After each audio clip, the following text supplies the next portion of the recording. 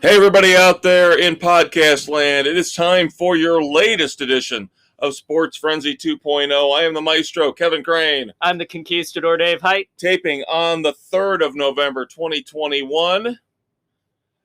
As always, at least for this week, because with baseball wrapping up, we'll get to that later. With NASCAR wrapping up, we'll get to that later.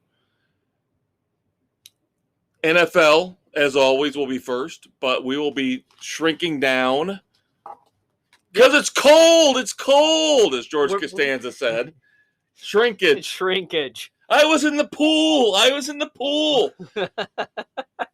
This might be your last Sports Frenzy for the year where we do 4 segments.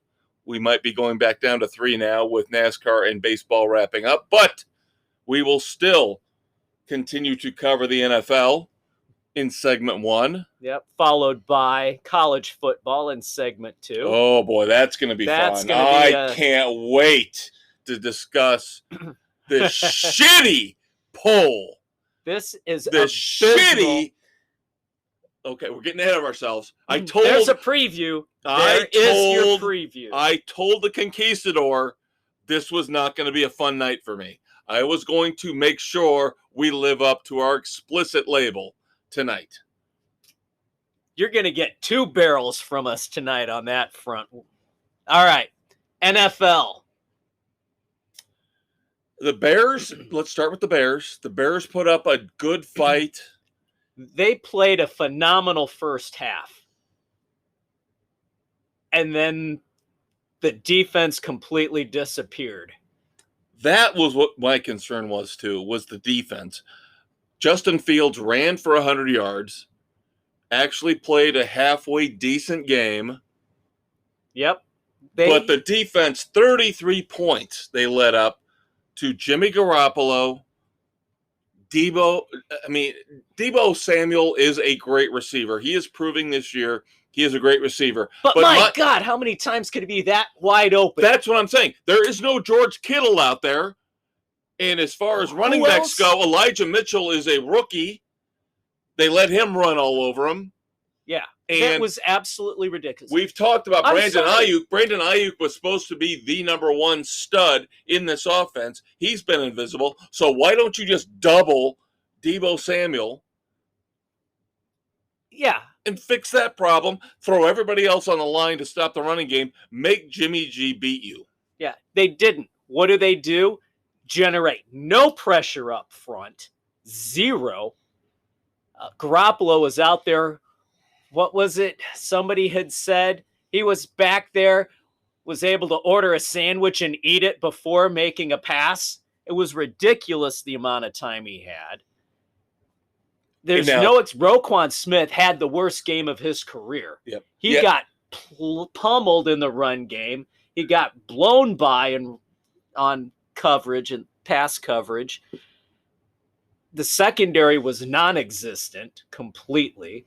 Of course, Eddie Jackson got hurt early in the game. Yeah, that hurt. But come on. You still doubled down on Samuel. There's no excuse for that. Yeah, we're far enough in. We're almost halfway into the season. You've got to look at the trends and the patterns for these teams.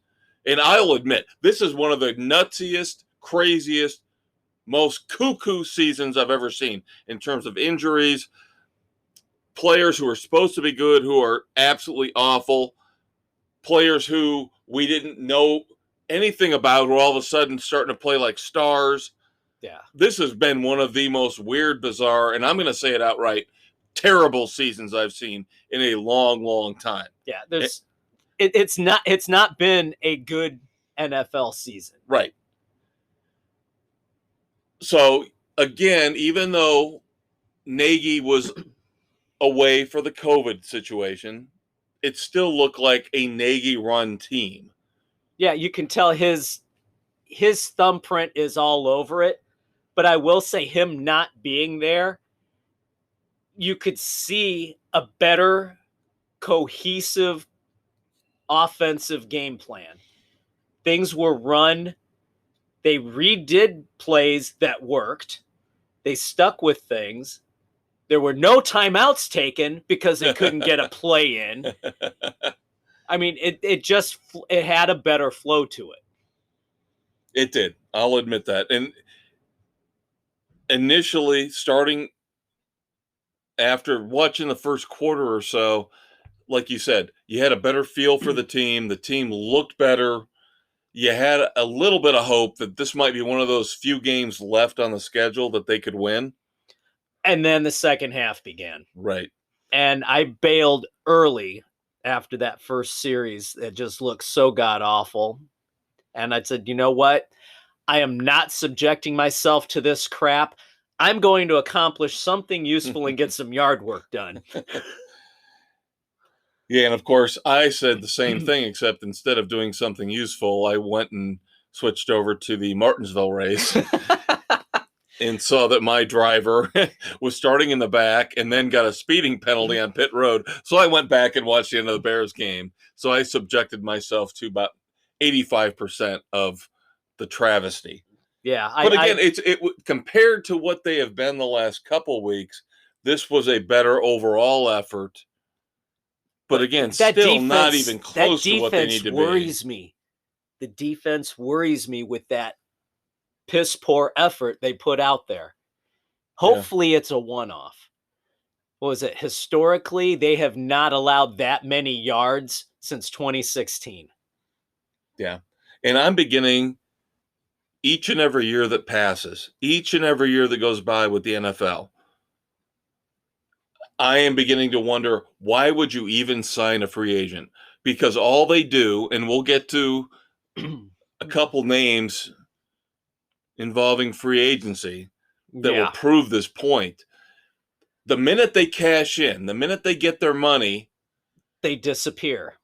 They say, okay, I'm done now. I don't have to put the work in anymore. It is all about drafting, getting these kids in, making them work hard for that first contract over the first 4 or 5 years. And then you decide, well, let's trade them for more picks, more younger players. I think that's the way you've got to go. You have to at this point. And with the trade deadline, you could see a lot of problems out there with contracts. Ryan Pace hosed the Bears, couldn't trade Quinn, who's having a fantastic year defensively. Probably one of his best seasons ever. But he's overpaid. And so you couldn't do anything there. Robinson, you couldn't trade because of... I thought that was the one they should have. You'd have probably been lucky to get a 6th round pick. I'm not giving up for a 6th. I mean, that's probably what you would have gotten. And they weren't going to go there for him. But look what But you couldn't get rid of Dalton because of the money. You couldn't get rid of Foles because of the money. Foles' contract is abysmal. That's you got Dalton, Foles, and Quinn with stupid money paid out there that you couldn't do anything with. And let's face it, there's nobody else on that team worth anything on the trade market. Right. Yeah, the one big trade, and this will play right into what you're talking about, is Von Miller gets traded from the Broncos to the Rams. And this was almost like one of those Cubs trades from earlier in the year in baseball.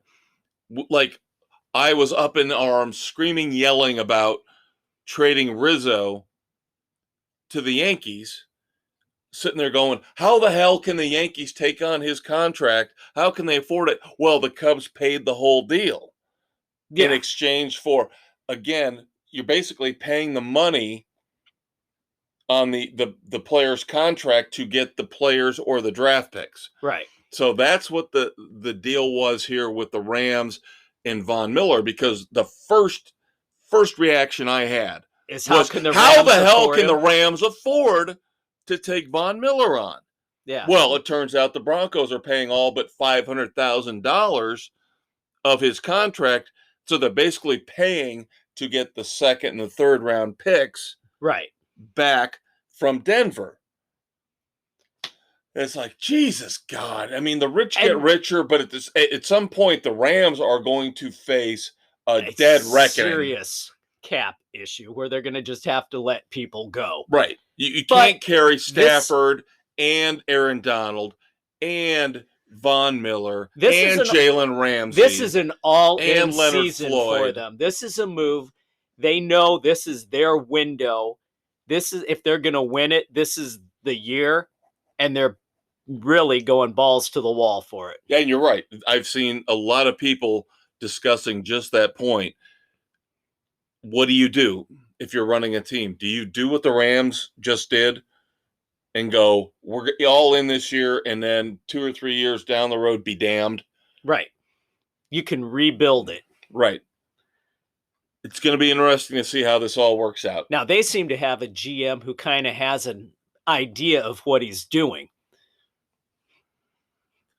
Yeah, and it's, again, I don't know if this is the year for the Rams, though, because the way the NFC is playing out, Dallas is much better than we thought they were going to be.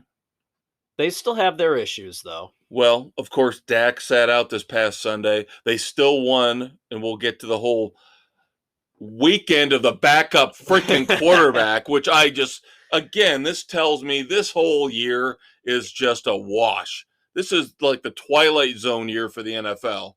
And we'll get to the backup quarterback weekend we just saw. Yes, we will. But assuming the week off will help Dak, and he'll be all right. Cowboys look solid. Now, Tampa took a body blow from New Orleans this week, but now New Orleans, I don't know what to make of them. Yeah, they're a hot mess, losing Winston now probably for the year with that knee injury. Arizona should have beaten on Thursday night last week, should have beaten the Packers if A.J. Green actually turns around and catches a damn ball. The Cardinals would still be undefeated. Yeah, that was just a bad play, but the Cardinals' defense did not look that good either. And of course now, shocking, the defensive version of Christian McCaffrey, J.J. Watt is hurt again and done for the year again. The defensive China doll? And here's where I'm going to start to get mad. If this guy goes in the Hall of Fame, I will be the first one to say, fuck no. I don't care how many times the media decided to give him, he's Defensive Player of the Year. You want to? I'll tell you what. This is one time where I would wonderfully applaud them screaming racism. The injured, the often injured white guy continually winning Defensive Player of the Year is a bunch of crap. He gets accolades. He gets Defensive Player of the Year. He's never on the goddamn field. When was the last time he actually played a full season? I think it's been 6 years, at least. And yet he is not that good, people. He is not that good. But he's in commercials with his family and his brother. He's photogenic. Ooh, whoop-de-frickin-do. This is one time where I will agree and say the poster child for NFL defensive players should not be often injured, pasty white bread J.J. Watt. No, he should not be. I don't know why the Cardinals were thinking bringing him in was going to help them. Obviously, they just flushed how many millions of dollars down the toilet. Yeah. Now, why isn't Aaron? Well, Donald is starting to get some commercials now, but not enough. Aaron Donald is your Defensive Player of the Year. He is consistently there. Yeah, he should be the face of the defense for the NFL. Hell, you could even say Von Miller could be too. But Von Miller, his time has passed. It has, but he's not gotten the recognition that he has deserved. Right. But yeah, why is the Watt family and the Bosa family? Yeah, come on. Seriously, just because, it's a legacy. Whoop-de-doo. Who cares about family legacies in the NFL? This is a what are you doing for me? Not what name do you have? Right. So just listen to what we're talking about. For once, you can't accuse us of not sticking up. We call it out as it needs to be called out. Yes. The Bosas, the Watts are starting to look vastly overrated, and you start to wonder, why are they focal points when an Aaron Donald, like the Conquistador pointed out, are not? Just think about that, kids. I told you, we're going to start getting into some deep shit tonight. The anger is just starting to come to the surface. Wait for it. Oh, speaking of which, this is kind of like happy, though. Happy stuff. Aaron Rodgers has got COVID. Yeah, I know. I had to go out The to Bears the owner of the Bears won't be available this week for the Packers. Just when everybody was slurping on them this week, talking about, oh my God, how awesome they were when they went in without Devontae Adams and without their defensive coordinator on Thursday night and pulled off that narrow victory. Again, if AJ Green turns around and catches the they damn lose ball. that game. But now everybody, oh my God, Aaron Rodgers, everybody was all bad on his ass. And he still didn't have that great a game. No. And I think it's the running game is bailing him out, and we're starting to see Matt LaFleur is really a good head coach. Yes, he is. He is pulling off some really good moves. And I'm beginning to wonder if that's not what the Packers front office is looking at here. And that's why you're hearing the rumors creeping out about, we don't need Aaron Rodgers. Right. I think they're realizing the coach might be better than the quarterback. Yeah, before, let's face it, it was Rodgers. McCarthy is a joke as a coach. Well, again, like I said, though, this year the Cowboys look halfway competent. Yeah, but can you really afford all that to McCarthy? I wouldn't. No, I wouldn't. Historically, we know what he is. But now this is devastating in a big game. It's not like they're playing the Lions. If they're playing the Lions this week, they could probably get through without Aaron Rodgers. But they are playing the Chiefs in Kansas City. Even though they're struggling, right? This is still could be a dangerous team. Yep. All right, I hate to do this, but Dave and I are going to have to blow through about 12 minutes here because this is what we always do. We want to give you all of our opinions, and then we get ranting and raving, and now we've cut ourselves short on everything else. So, real quick, talking about the backup quarterbacks, number one, Trevor Siemian comes in, beats the Buccaneers for the Saints. Good Lord, how the hell did that happen? Cooper Rush comes in for the Cowboys, beats the Vikings in Minnesota. That one isn't as surprising. Mike White comes in for Zach Wilson, beats the Bengals for the Jets.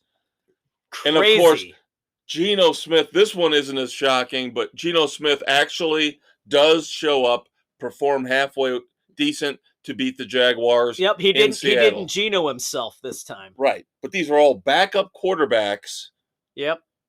Really, in Trevor Siemian's situation, you could say he's third or fourth string. Where the hell's Ian Book?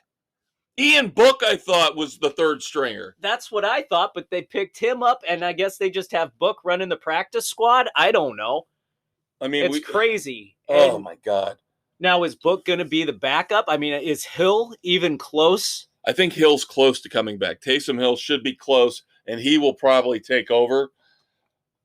But that was another one. That was another one I bailed on. That one I was like, I saw the Buccaneers were going to lose that game. I could just feel it. Yeah. And I said, screw it. I'm going to watch the end of Squid Game. I'm done. There you go. See, now we talked about the Titans last week having the South almost wrapped up. They just lost Travis Henry. Probably for the season. That was my other big story, is all the injuries of this week. That shocked me because I did not hear about that until Monday morning, that he messed up his foot, had to have surgery, most likely done for the year. They, in desperation mode, now went out and signed Adrian Peterson. Got the old man in. Yeah, and I'm sure he'll be fine to a point, but he's not Henry. He cannot carry the load that Henry does. The reason why Trevor Siemian had to come in for the Saints was because Jameis Winston tore his knee up. Yeah, that was an ugly play. So now you don't know what you're going to get out of the Saints, even though they've got a good record. Can they somehow coast through 17 games to get to the playoffs? Yeah. And then the Saints also now, Michael Thomas is officially done for the season. From 2 lost ankle seasons for surgery. him. 2 lost seasons for him. Yep. Not good. And we've got more news coming up later on about wide receivers in the NFL. I would not want to touch a high-profile wide receiver if I was a GM. No, you can't. We've talked about this, you and I, for years and years and years. Prima donna receivers, the egos, going all the way back to Terrell Owens, Des Bryant, and it doesn't get any better. It just gets worse and worse and worse. Are we talking about OBJ now? I'm saving him for later. Okay. As the English Beat said, save it for later. But no, you got these guys who put up a good season, or they make 1 or 2 spectacular plays. They get the big paycheck, and then they never live up to being that number 1 guy. And the other 2 guys, and we've pretty much talked about last week's game, so we'll save. We've got our picks coming up here for this upcoming weekend, so we've got 2 more receivers to bring into this to try to prove our point here. And we're not trying to make light of the situations. Again, we are not politically correct. So on the first one, I will be very harsh because this is another Naomi Osaka deal where Calvin Ridley, who was supposed to, coming into this season, be the number 1 star stud target for Matt Ryan, with Julio Jones going off to the Titans. Yep, this was Ridley's year to take over that number 1 role. And he was very mediocre when he played. First indication we got was when they went overseas to play the Jets, and he stayed behind saying he had personal issues. I assumed there was something going on. He could not travel. I don't know if he had, visa issues, passport issues, whatever. Yeah, or if there was a family emergency type thing. He came back, played the next game, and now he says, I'm done for the foreseeable future because my mental health is not right. This is not a path we want to go down. I'm telling you, this is setting up, this is a Kyrie Irving, Naomi Osaka dangerous precedent now where we have to pay people millions of dollars, and if they're not feeling right, they get to sit out, not work, not do their jobs, and we're all supposed to go, well, we hope you get better. I hope you do get better, but you shouldn't get paid other than your insurance should cover you going to see a therapist. But I don't think you should get paid FMLA. Hundreds of thousands, if not millions of dollars to not do your job. FMLA. Family Medical Leave Act. Now, even worse than this. Everything is covered by FMLA. Yeah, even worse. The Raiders, boy, I mean, they came back from the adversity of the John Gruden emails. They look like you mean Goodell's vendetta? It looked like they came back together as a team after that, and now this. Now they get another body blow where their former number 1 pick, Henry Ruggs III, driving 156 miles an hour in his Corvette while intoxicated, no less, plows into the back of a vehicle, killing somebody, and it hit so hard the other car burst into flames. This is a tragic situation. It's unacceptable in this day and age, especially with everybody saying, don't drive while drunk. Don't drive while drunk. You've got Uber, you've got Lyft, got a cab, you've got all these options. And this guy is so young, dumb, and full of himself that he has to hot rod around in his Corvette and take somebody's life. Couldn't have said it better. Couldn't have said it better. When you're young, you think you're invincible. You're not. Trust those of us who are now in our late middle age. We've been there. We have felt like you have felt. We got through, but I guarantee I felt just like that many times. I didn't have millions of dollars, which probably makes you feel even more bulletproof. Yeah. And I'm sure that's what Henry Ruggs was feeling.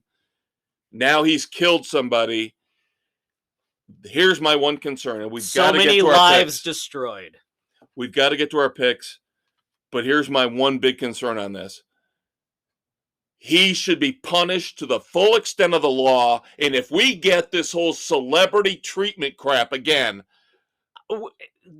I will fly off the handle in a future episode like you've never seen before, because it's about There's time. Accountability that has to take place. I don't care if you're making $3 million, $30 million, or $30,000 a year. The penalty should be the same. He was reckless. He was stupid. I don't care how young he is. He killed somebody. He should be in jail. He should be in jail for at least 10 years. At least minimum 10 years. And if it's anything less than that, goddamn the celebrity lifestyle. Goddamn Hollywood. Goddamn the liberal media for protecting their own. There you go. All right. Picks. 7 games this week. Browns at Bengals. Browns really looking rough. OBJ controversy. We'll talk about that later. Bengals just got beat by the Jets. Ouch. Losing to the Jets and the Bears this year. What should have been winnable games for them. I don't think, looking at our slate of 7 of our 8 panelists have got their picks in, Aaron's the only one that believes more in the Browns and the Bengals. It was a coin flip. Yeah, this whole Jets thing could turn out to be a Drew Bledsoe, Tom Brady situation. So, I still think the Bengals are the better team. I do not like the way the Browns are playing right now. They're dinged up. They're battered. Again, the controversy is going to weigh on them this week. Right. Plus, who knows how good Baker Mayfield is with his dinged up shoulder, even though it's not his throwing shoulder. We'll see. This is kind of a gimme, but I had to put it in because both teams, one loss. So we had to dig in the bottom of the barrel. One win? Yeah, 1 win. I'm sorry. 2 1-win teams? Yeah. Texans at the Dolphins, but everybody obviously sees the Dolphins are the better team. They should be the better team. Yeah, sorry. I did mean 1 win. 2 1-win teams. Patriots coming off a big win against the Chargers. Going in to play the Panthers. Struggling, underachieving Panthers. And Sam Darnold might be injured. Again, but I can't believe anybody. We've got Panthers picks from Doug and from Sam. I don't see. I don't care if the Panthers screwed me last week. I am not picking the Panthers again this year. They're an abysmal team. They fooled us over the first month. Vikings at Ravens. I'm sorry. Easy pick. The Vikings are done. Ravens for everybody. Chargers at Eagles. Eagles were impressive, beating up the Lions. Everybody's impressive beating up the Lions. I'll still take the Chargers. I'll take the Chargers. They've got to bounce back after last week. Yeah, but Bill and Doug are going with the Eagles at home. Packers at Chiefs. We talked about the COVID situation. A lot of people backing off on the Packers. Unfortunately, Sam's still stuck with the Packers, as are Nick and Doug. Everybody else with the Chiefs. Cardinals at 49ers. I still think the Cardinals are the best team in the West. They are far better than the Niners. Sam takes the Niners. Everybody's taking the Rams over the Titans with the Derrick Henry injury, except Doug. Except Doug. There you go. College football coming up. Bye. She walked into my office just as I was reaching for the bottle in my bottom desk drawer. Legs till Tuesday, lips like pillows. I want to hire you, she said, to find Sports Frenzy 2.0. Doll, I said, that would be the easiest case ever. Sports Frenzy 2.0 is on Spotify, Anchor, Google, Apple, everywhere you listen to podcasts. She nodded to herself, sat down and smiled. I grabbed 2 glasses. Life was good. And so is Sports Frenzy 2.0.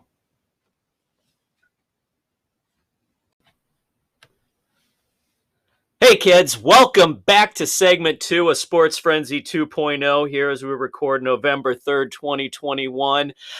NCAA football coming up, and boy, are we fired up for this particular segment. I'm the Conquistador, Dave Height. I'm the Maestro, Kevin Crane, and we warned you we're going to live up to our explicit label this week, and I think this might be the segment where we're both going nuclear on this one. Yep. Because, of course, the CFP poll came out yesterday. The idiocy, the stupidity of the quote-unquote expert panel that's deciding who gets to go on into the playoff and who sits out. Totally screwed over Cincinnati. Undefeated Cincinnati. And what was their reasoning? Well, they had a great win at Notre Dame, but who else have they played? I'm sorry, they're playing the people in their conference. Who the hell did Oregon play to warrant being number 4? Here you go. Who the hell did Oregon play? Oregon. Their signature. Oh, okay. Ohio State. And a weak Pac-12. Okay. You got Ohio State sitting there ahead of Cincinnati at 5. With a loss. With a loss to Oregon. Who have they played? They beat a mediocre Penn State team and a weak Big Ten. And I'm sorry, sitting at 2 with 1 loss, Alabama. Who have they played? Nobody in a weak SEC schedule. Ooh, Miami was ranked, but let's face it, Miami was not that big of a challenge for them. Miami's a 500 team right now. Yeah. And they stumbled against a mediocre A&M team. I'm sorry, the SEC is not as strong as you people would like to think. Georgia, yes. Georgia is the one standout team right now. Georgia's the one standout team. They are undefeated. They're ramming through everybody. Michigan State should be in the top 4 because they're undefeated, but it's a weak Big Ten. I will allow.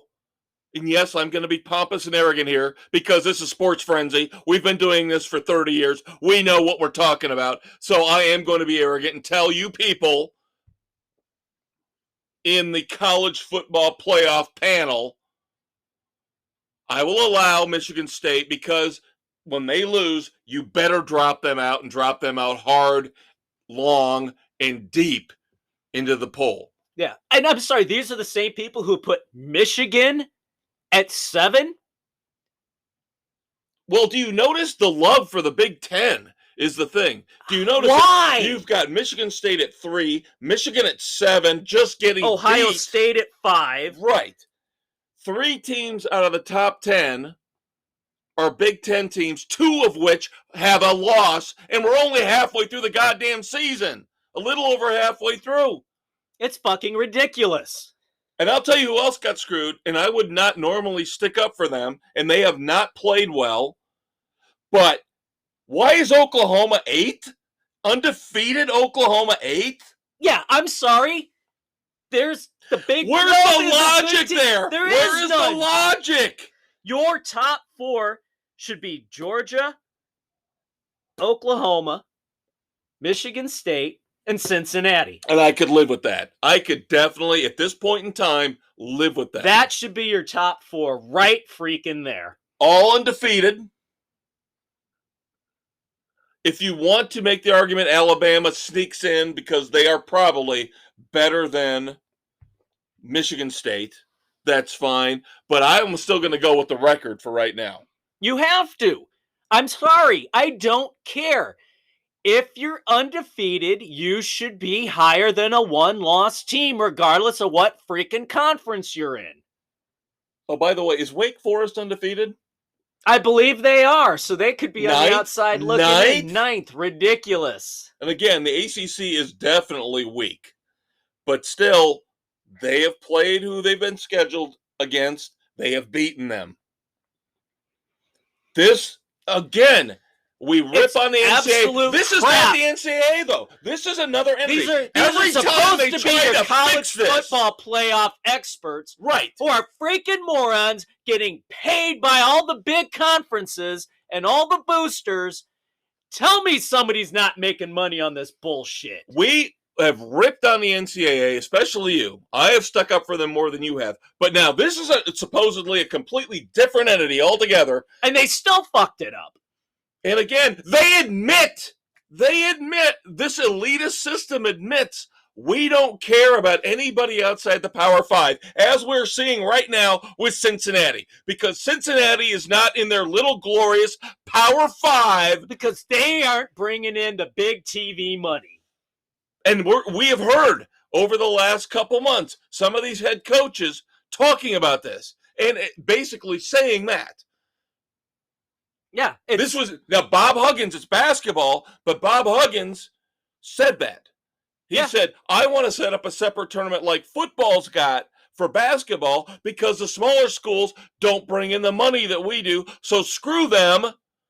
We should set up a different situation other than the wrong. This is why you have to. The beauty of the NCAA basketball tournament is it gives the little schools a shot one-on-one. We all want to see the Cinderella. We do. And then you've got Bob Huggins out there, and I'm sure he's not the only one. He's an elitist prick. Yeah, but he's not the only one. All these coaches feel the same way. And basically what we're living through right now with this first bowl. And who are the ones saying it? The guys who have gotten beat by the Cinderellas because they didn't have their team prepped and ready to play. And that's on them as a coach for losing to that smaller school. All these coaches feel like Bob Huggins. I'm telling you. I am telling you. They don't want anybody like Cincinnati crashing their party. Because they're afraid. Yeah. And how many times over the last 15 years have we rooted for a UCF, a Boise State? Every freaking year. To crash the party, to get into a big bowl, to get into this Final Four. Even if they lose, just let them have a goddamn chance. Wasn't it a Boise State who pulled off that huge win against Oklahoma when they finally were able to slide into a big game? But what the critics are going to say is that happens once every 10 times. I don't care. I want to see the opportunity. I do too. And that's why, and I think a lot of college football fans want this. I don't think we're in the minority. I think we're in the majority. I think the CFP panel is in the minority in terms of they're going to protect, and insulate the Power Five, whereas we all want the Cinderellas. Bob Huggins can screw off. We want the teams that build their program up, who have the seniors who put their heart and soul into it, who have that fantastic year with an opportunity for greatness, only to see it get pulled out from under them because they're not in the Power Five. Absolute bullshit. We want to see these undefeated smaller schools have an opportunity. We want Cincinnati in the Final Four. If they stay undefeated and they don't make it, the hell with this. The hell with this system. The hell with the CFP. I don't care if they expand to 8 or 16. If they're going to start playing these fucking games with 4 teams, what kind of games are they going to play with 8 or 16? They're going to let half the SEC in? They're going to let half the Big Ten in? You can't, because over half of those conferences are crap. It's garbage. It's absolute fucking garbage. And if this if this does not, and this is what they always say, well, let the season play out, and then we'll eventually adjust it. No, you won't. You've been pulling this bullshit for years and years, and nothing ever freaking changes. You basically want Cincinnati to come to you crawling on their hands and knees. They have to go undefeated, and then somehow hope that somebody else in your elite, illustrious Power 5 Final Four gets knocked off. That's not the way it's supposed to be. If Cincinnati wins all their goddamn games, and they're one of the 3 or 4 top Division 1A teams that goes undefeated, they should be in the Final Four. And if they're not, again, I will say this, I will raise holy hell on this goddamn podcast for the next year. And I will not watch any of the college football playoffs if they get screwed. No, if we get another Georgia, Alabama, Ohio State, and plug in Oregon or Oklahoma. And again, I can't believe they even screwed Oklahoma as bad as they did this year. Oh, I know. It's absolutely pathetic. I would have thought they would have kissed Oklahoma's ass and had them at 4 or 5. For wanting to make the jump to the SEC? Oh, but yeah, we can critically break apart Oklahoma not playing all that well this year, even though they're undefeated. But somehow, I'll tell you what, if you play Oklahoma, Michigan State, I'll take Oklahoma. So will I. There's no debate on that. But this is what they want. They want, Michigan State will falter at some point, and then everything will settle out. No, it'll settle out in your dream world, but screw your dream world. And again, my mind is still absolutely boggled by the fact that Oregon got in at 4. The Pac-12, who are they playing in the Pac-12? The Pac-12 That's even close to being any. You want to point out the Cincinnati win over Notre Dame? That win is more impressive than anything Oregon has really done in the Pac-12. Yeah. Oh, I'm sorry. Ohio State really hasn't played anybody either. That's their one signature win. The loss to Oregon, and then, Ohio State beat Penn State. Whoop-de-doo. But they're treating Oregon like they beat Ohio State and they're undefeated. Yeah, they lost. They lost. Okay? Cincinnati beat number 10 Notre Dame and they're undefeated. They should be in the top 4. Hands down. God! The Conquistador and I, we fight and we argue, and a lot of times we agree, like on this. Sometimes we disagree, but I think we're 100% arm in arm, simpatico on this. The CFP is still not the answer. The NCAA is not the answer. Somebody's got to take this over and fix this and make it right and let teams like Cincinnati. What is all the talk we've been putting out there, telling you guys about the updates, about the All-American Conference and the Mountain West and all these teams moving and shifting and changing. Texas and Oklahoma going into the SEC. It's not going to solve anything. No, it's going to make it worse. We got to get rid of number 1 of the Power 5.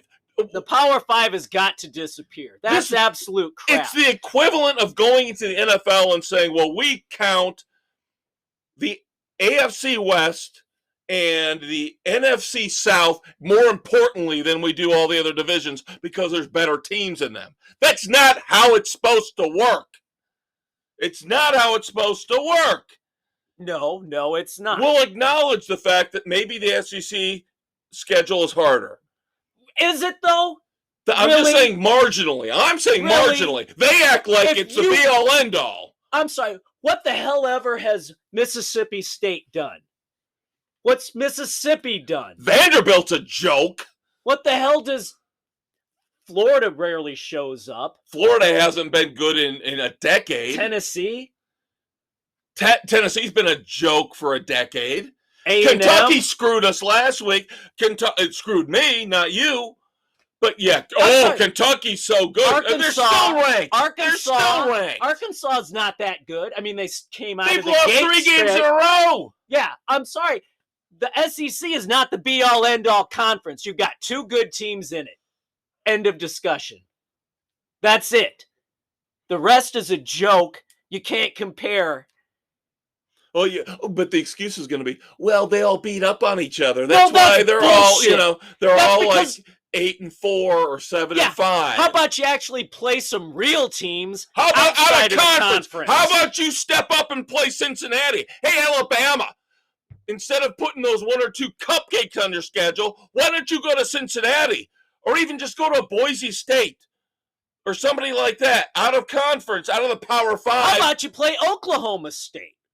Play somebody, play a tough 12-team schedule, not a couple cupcakes and then 1 or 2 tough out of conference, and then you goddamn well you get a couple cupcakes in the SEC. Vanderbilt, Missouri, you're only playing 4 or 5 tough games a year. So I don't want to hear the goddamn excuses anymore from the CFP committee. I don't want to hear it from Bob Huggins in basketball. You schedule a goddamn tough full schedule with, I don't care if you got to go to the All-American, the WAC, the Mountain West. You do what you got to do. You put 12 tough goddamn. I want to see more Power 5 teams play each other throughout in their non-conference schedules. And I'll admit, Miami, they had an embarrassing game on their schedule this year. Was it Central Connecticut? Yeah, that was bad. That was pathetic. I'll give Notre Dame credit.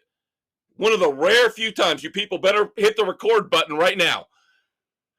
They always try to at least put a halfway decent schedule together, being an independent with ACC ties.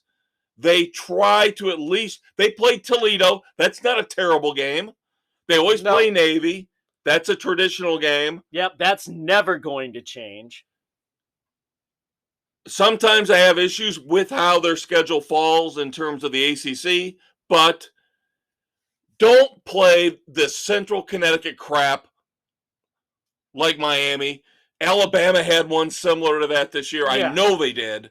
Oh, yeah. They always do. You've got to play 12 legitimate, decent Division I schools every year.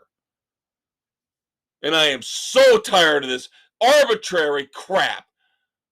It's absolute again, bullshit. Going back to the NFL, you don't go at the end of the year and judge, well, this team really didn't have as good of a record as that other team. But we thought they were better. Because let's face it, if this was the case, the NFL would do everything in their power to put the NFC East at the front and center of everything. Yeah, because they put them on TV in their national game every week. Dallas Cowboys. You don't think they would try to put the Dallas Cowboys in every year in the playoffs if they could? Or wherever Tom Brady's playing? Yeah, and guess what? America's team is not the Cowboys. I know more people who hate the Cowboys than root for them. All right. I think we got that out. I think we did a good job. We beat that horse to death. Yeah. Dave was worried that we wouldn't have enough time, and I told him, I said, we're good. We're good. We do have to cover Notre Dame, who did do their part. In the AP poll, the one that matters, the one we care about, they've moved up to number 8 with a 10-point win over North Carolina, 44-34. Yep, that was not a defensive game by either team. I want to say something nice about my Hurricanes.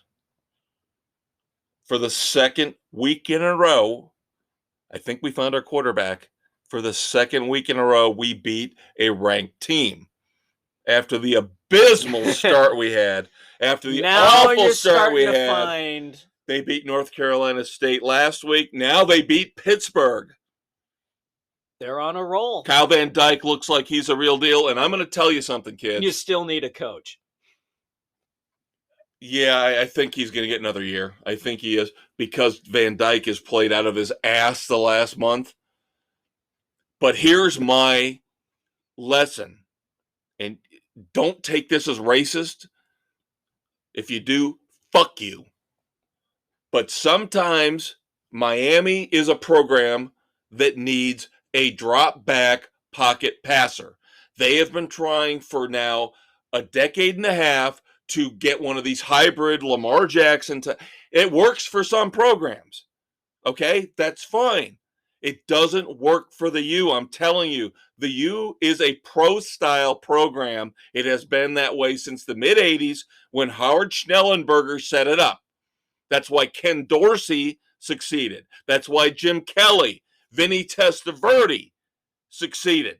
Is because Gino Torretta. Well, thanks, Dave. I left him off the list on purpose. Thanks. And that's why I had to put him in there. They have been trying to put basically a square peg in a round hole for 15 plus years. And ever since Ken Dorsey left, Miami needs a drop back passer who's not going to run first, who's not going to do the whole run pass option thing. They need an old school drop back, read progressions, throw the ball, not worry about running out of the pocket passer. Because they have not adapted their recruiting to bring in the blockers or other players around to try and support having a hybrid. Because I was all in on Derek King. I was all in on Kenny Kelly years ago. But those type of quarterbacks aren't working for the Hurricanes. The Hurricanes cannot adapt to have that kind of person. You need the guy that sits back in the pocket, throws the ball 50 times. Now you're seeing when you have that type of guy, what happens. You're starting to beat the teams in the top 25. You're starting to edge back to being the U again. There you go. All right. Recap. Quick recap. Looking at the highlights. One of the few games this weekend I got right this past weekend. I did predict that Wisconsin was on the up. Well, Iowa was on the downswing. Yep, yeah. 27-7. Yeah, that was so Iowa was close. Definitely a pretender. Yes, they were. Now, other than that, I basically shit the bed on everything else in the pros and in college. We talked about Michigan State did beat Michigan. Jim Harbaugh again proves he is not a great coach. He had a huge lead in that game. And they blew it. He should have won that game, even though it was a road game. He had that game in hand. 200 yards and 5 touchdowns to the Michigan State running back. That's inexcusable. Unbelievable. I don't know what to say about Jim Harbaugh's future. If I was a Michigan fan, I would be completely and totally frustrated with him because he is now proven to me as an outsider, he is not going to get you over the hump. No, he's going to be mediocre. He's like Brian Kelly. He's Brian Kelly is what he is. He'll get you 8 wins, there. 9 wins. That's it. Yep. But at least Kelly's gotten him to the point where they're playing in the playoffs. Harbaugh can't even get Michigan there. Right. Yep. Once every 4 or 5 years, Notre Dame will get in. Michigan hasn't even got that far. No. Frickin' Iowa State. What the hell is wrong with them? This is another team, a schizophrenic up and down year in both the NFL and the NCAA. Iowa State was preseason ranked in the top 10, plummeted out, looked like they got their act back together again. And they blow it to a middling West Virginia team. Yeah, well, when we get to our picks, I am hopping on the West Virginia bandwagon like it's a really cheap freaking hooker. Let me tell you that. SMU shit the bed too. SMU at Houston. You got that call right. Boom, you made the baby. pick.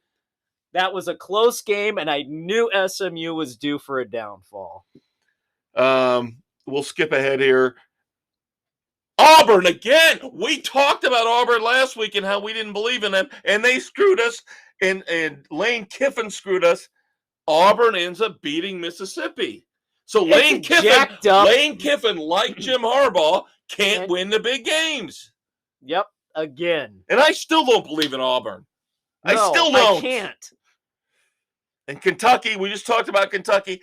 They shit the bed because the Pirate beat them. Yep. Mike Leach, Mississippi State got them. And it's like you said, proving your point. The SEC is a clusterfuck. How can you actually sit there and say Alabama with one loss is deserving of number 2 when the SEC is not proving to be all that strong or that great? Yeah. Ugh. I'm sorry, if they're all beating up on each other, that means they're not that good. Yeah. And that there's not a team or two that can, you don't have multiple teams that can run roughshod. Right. We talked about Notre Dame beating North Carolina. We'll skip ahead here. The BYU-Virginia game just blew my mind. 66-49. How about somebody show up and play defense? If you told me another up and down schizophrenic. If you'd have told me that Virginia was going to score 49 points in that game, I would have said, well, I made the right pick because I picked the Cavaliers. Yeah, I thought their defense was better. Jesus, at least competent, halfway competent. Nope. And then Fresno State knocks off number 21 San Diego State. And we'll get to that one. Yep. Coming up here with this week's picks. All right, we got 5 minutes to go. So here are our picks in our 9 games on our NCAA slate for this week. Traditional game starting a little early this Saturday, 11:30 kickoff, Army versus Air Force. Air Force across the board so far, except for Doug going with the Army. Yeah, and again, with our new, our parameters now where we have to pick games that are under 10 points. This is only a 3.5-point spread when I picked it. Again, all these games I'm very hesitant on, but there's something about Air Force that strikes me as a little bit better. Yeah. Even though they screwed me last week, SMU now 23rd on the road at Memphis. Got to go with SMU on this one, as does everybody but Doug. Doug is going on the island multiple times this could be good for me to overtake, or he's going to expand his lead. Yeah, Doug's our leader in our picks competition. He's got me by 1 game at this point. Right. Of course, the great equalizer is coming. So it is. I am going to go. I can't believe Wake Forest is number 10. I can't believe they're undefeated. I can't buy into this game. I can't buy into this team. North Carolina was the one that was supposed to be in the top 10. They were Matt Brown's team has faded. Their defense is really questionable. So is Wake's. This could be interesting. I don't know. I don't know. I think North Carolina might have be coming off a letdown, letting that Notre Dame game get away from them the way it did. That's why I'm taking Wake. Nick and I are going with the Carolina Tar Heels. Everybody else goes with Wake Forest. Oklahoma State, another team. They're number 11 right now that you cannot trust. We love Gundy. We can't call him the mullet anymore because he got rid of the mullet. Unfortunate. And like I said, now they're going in to play West Virginia. West Virginia just beat Iowa State. I think they're going to do it again. It's going to be the letdown game on the road. No, they're at home. Sorry. It can't be a letdown game on the road. They're at home. Then it'll be a letdown game at home. The Cowboys are going to ride in. I'm on an island. I'm on the island with the West Virginia whore. With the syphilis and gonorrhea, with the saggy boobs, who smells like tonic water and cheap tequila. I'm taking West Virginia to go back-to-back at home. That's what she said. Riding side saddle. She's going to take me home. West Virginia. There you go. Number 12, Auburn. At number 13, Texas A&M. This is the game of the week. God. Again, I can't stand either one of these teams, but I think I can't stand Auburn more. At least Jimbo beat Alabama. Yeah, I can't believe I'm buying into Jimbo's team for this, but I could see Auburn screwing me if I picked them. Yep, Bill's taking Auburn. So is Nick. Everybody else with A&M. Here we go, another SEC Titanic matchup. A Titanic The Pirate cluster. is on the road to take on Arkansas, who looked great a month ago. and now has They shit the crapped bed. the bed badly. I'm still going with them. I'm taking them at home over the Pirate on the road. Yeah, I can't. I don't trust the Pirate on the road. No, that's the key right there. Everybody's taking Arkansas, but Sam is going with the Pirate.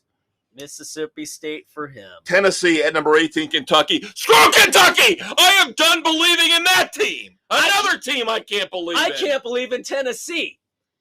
I think Tennessee, this could be a game that they just pull off, It could be. Bill and I are taking Kentucky or Tennessee. Everybody else Kentucky. All right, two last games here to wrap up real quick. Boise State at number 25, Fresno. Boise Island for the Conquistador. Dave's got Boise. And why? Because Fresno State just beat San Diego State, and that stupid-ass conference, as soon as somebody gets in, they blow it. Texas and Iowa State. How can you trust Texas? We don't. In the fortress of solitary justice, two brave men hold the fate of the sports world in their hands, with the utterance of a single word. Frenzy! These seemingly ordinary men become the maestro and the conquistador, destined to save the world from stupidity on Spotify, Anchor, Google, Apple, and all noble podcast hosts everywhere. Dave and Kev stand for truth, justice, and the frenzy way. God damn these 30-minute time limits! I told you we weren't going to have enough time to cover it. I am the maestro, Kevin Crane. I'm the Conquistador, Dave Height. NCAA bonus coverage for you. Yeah, just real quick. We got cut off before we could really break down that last pick. Texas and Iowa State. Everybody but Doug and Aaron is taking Iowa State. They are actually going to go with the Longhorns. And I, again, can't trust the Longhorns. I don't care if it's Steve Sarkisian. I don't care who the hell's coaching them. I don't trust them. And Iowa State screwed us so many times this year. But Texas is just bad. I think you look at it as Iowa State will screw you more gently than the Longhorns. Then you won't get the Longhorn. Yeah, you'll get the Longhorn. All right, there you go, kids. The Cyclones will sweep you away. Yes, like a bidet. They'll blow you down every time. All right, so there you go. There's your bonus football coverage. Now we're going to move on, and the first thing we have to do here in the third segment, I alluded to this at the beginning of the show, we're going to wrap up the baseball season. We're getting ready to wrap up NASCAR here within the next week. Congratulations to the Atlanta Braves, and a big fuck you to everybody who was against the state of Georgia and pulled the All-Star game out for all those crappy-ass political reasons. Justice has been served. Couldn't have said it better myself. Couldn't have said it better myself. The only thing better is if they could have won it at home. That would have been the frosting on the cake. The great thing that the Braves pulled off, I want to give a lot of credit to their front office because they did everything you need to do to win a World Series in this day and age. They had a devastating injury. Horrible. You tell me at the beginning of the year, if you'd said the Braves are going to lose their number one star, Ronald Acuna Jr., they're going to be World Series champions, you'd say, bullshit. I would have called bullshit on toast. I'd have said, you're freaking crazy. But they muddled along. They just grinded things out, stayed around 500 till the trade deadline, and then they started making moves. Some moves. They picked up Jock Peterson from the Cubs. They picked up Jorge Soler. They tried to rebuild that team. They picked up Duvall. They rebuilt that outfield, which was the piece that got devastated by injuries. Yeah. They still had Dansby Swanson. They still, of course, had Freddie Freeman. They made it work. They did a great job of saying, we're not done. We're not out of this yet. They looked at their crappy, the NL East was a crappy, terrible division. They said, we can win this. We win this, and then we worry about everything after that. And then we have a chance. Yep. And their hitting came through timely. The thing that Houston is known for hitting that timely home run. That was the Braves. They out-homered the Astros 11-2, was it? I think I saw. Well, Dansby Swanson had been very, very quiet leading into the World Series. He stepped up and had a great World Series. And of course, bitter Cubs fan that I am, I had to watch Jorge Soler, who they traded away years ago for Wade Davis, end up being a World Series MVP. Good for him. Great for him. Well-deserved. Well-deserved. 3 clutch home runs in the World Series. And the Braves, this is no fluke. This is not they got lucky. Number one, again, they made the moves that the front office did at the end of July that they had to make to rebuild this team. They knew they had a weak division they were working with. All they had to do was win it and then deal with everything afterward. Yep. They beat, number 2, they beat the Dodgers. Yep. And they beat the Astros, who I would say are the 2 best teams in baseball right now. This is not a fluke. It's not a fluke. They did not luck They handed it to both teams. Yes. And they won it handily. Way to go. And the third thing I want to point out, in game 6, last night's clincher that they won, not only were they bombing home runs, I want to point out something to the stat geeks that are trying to destroy the game of baseball. I think I saw Max Fried pitch 6 innings last night as a starting pitcher and did a phenomenal job. It was not a bullpen game. No, he stepped up, held him down, got him to the back end of that bullpen and turned it over, and there you go. I do not like the way baseball is going. I do not like the way the game is changing. I don't see why you would pay a pitcher, if we're going to go this way, pay a pitcher anything more than $15-20 million a year. 15 would be the max if they're only going to pitch them 5 innings, maybe 6. You used to pay these guys 20 plus to pitch full games.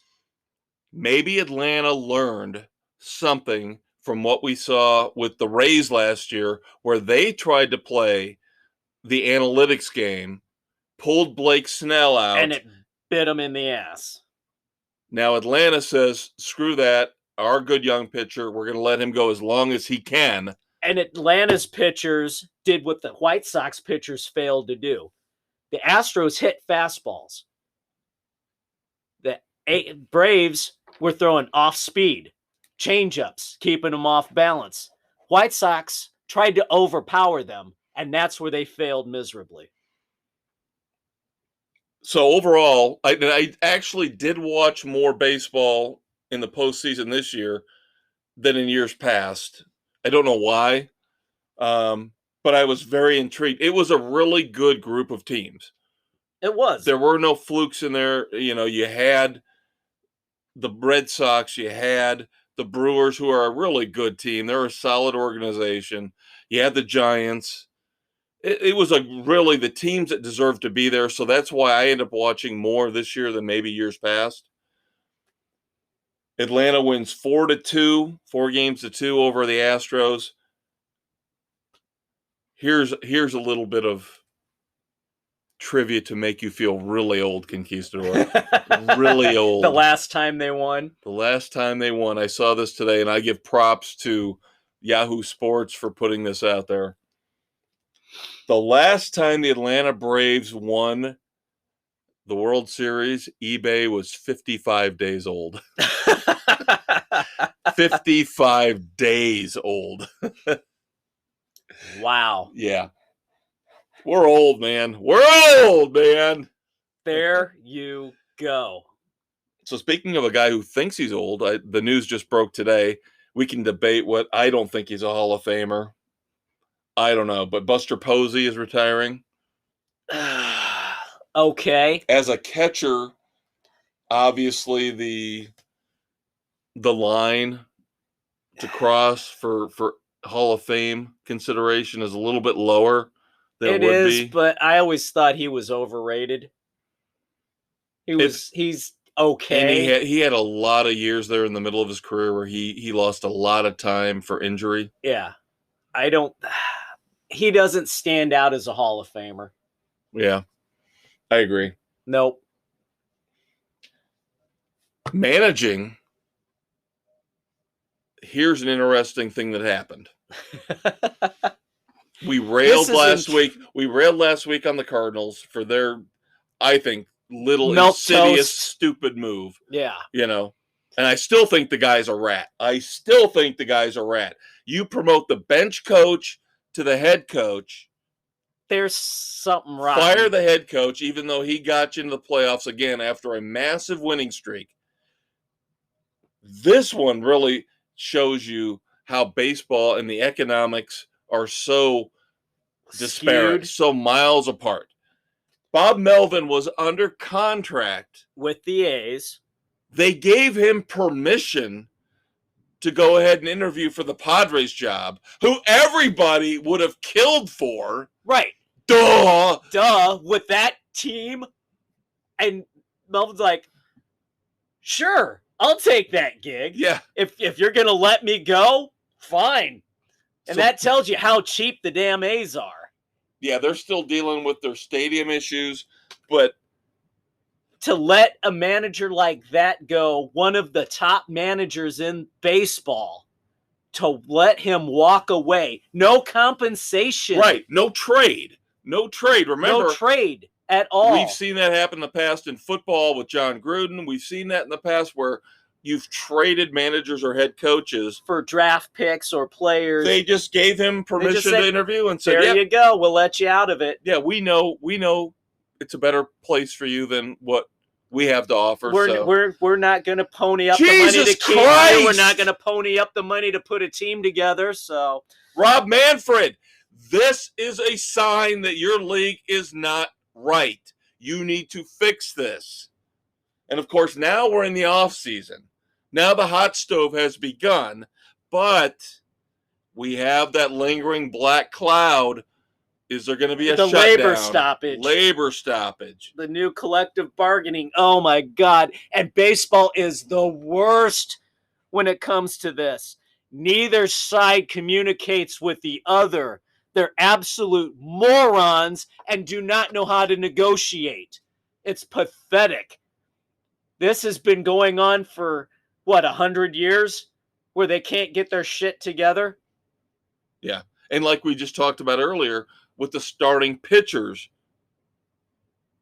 how if you look at what they do, if you look at now how the workload is dropping, their value drops. Right. Their salaries should drop. Of course, the players' union will say, no. We have to keep the salaries going up.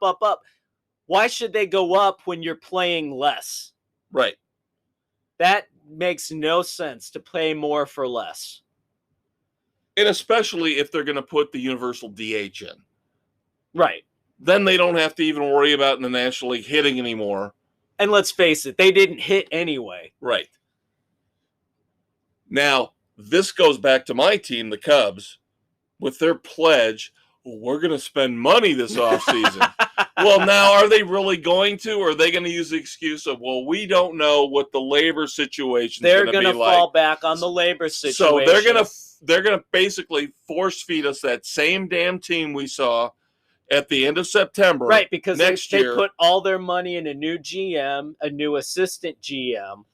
Who is a big analytics stats geek. Yeah. So you're hosed. Yeah. Cubs fans, sorry to say it. Believe in the system. Yeah, we're just going to be dealing with 70 wins a year max for the next 5 or 6 years. Oh. All right. And, of course, we alluded to this months ago. We said this was coming. We called this, and it finally came to pass. The Indians are indeed getting sued over the name Guardians by that roller derby team we talked about. We knew it was coming. There you go. But they are showing some balls. They are pulling down all the Indians' names off of the stadium So obviously they're either anticipating winning winning this lawsuit or paying. Yeah, A settlement of some sort. They're going to wind up as the Guardians one way or the other. Right. Come hell or high water. And it's going to cost them a fortune to get it. All right, kids, moving on to NASCAR. We are ready for the final race. The Coming Gang of Four down to Phoenix. The Gang of Four has been finalized after a really good Martinsville race, a really entertaining, testy race. Showed some old school. That last 100 laps was really damn good. Yep, some old school NASCAR testiness, some fighting, little bumper action. I'll tell you what pissed me off. The fans pissed me off. Why are you booing Denny Hamlin? Denny Hamlin gave you what you wanted. He got moved out of the way by Alex Bowman. Yes, that's fine. We accept that on short track racing. You know it's coming. You know the guy in second who, if he has a better car, if he's really there trying to get you, you're going to get the bumper and moved out of the way. And you know it's coming. It happens every damn time. We're just, when is it going to happen and how many people are going to get taken out? You see it at Bristol. You see it at Richmond. You see it at Martinsville time and time and time again. It's expected. That's not the problem. My problem is, this is what we want. We want to see this kind of stuff. And you're booing Denny Hamlin because he acted like a spoiled brat. And he pulled his car up nose to nose with Bowman after he crossed the finish line, basically telling him, fuck you. I didn't like that you wiped me out. You dumped me. Gee, I don't like it. Guess what, Denny? You've done that to people in the past as well, so suck it up, you little bitch. But the fans should have been cheering him because that's the only way we're going to encourage these guys to keep doing that stuff. Everything you said is 100% right.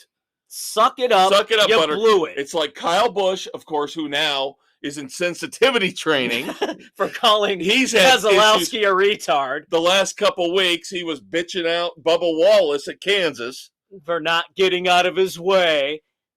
But that's what we want. That's what we need to make NASCAR viable again.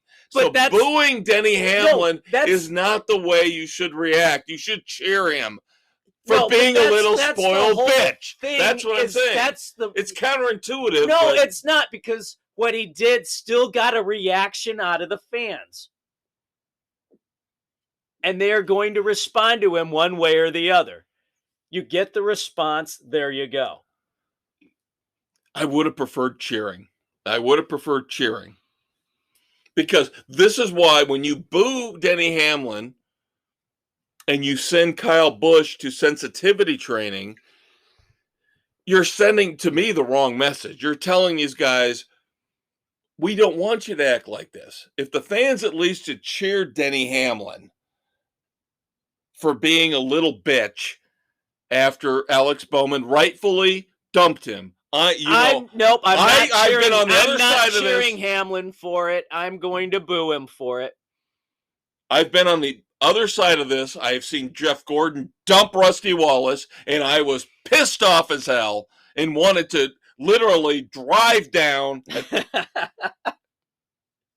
literally and find him and punch his little face, his little Rainbow Warrior face for dumping my man Rusty. But that's racing.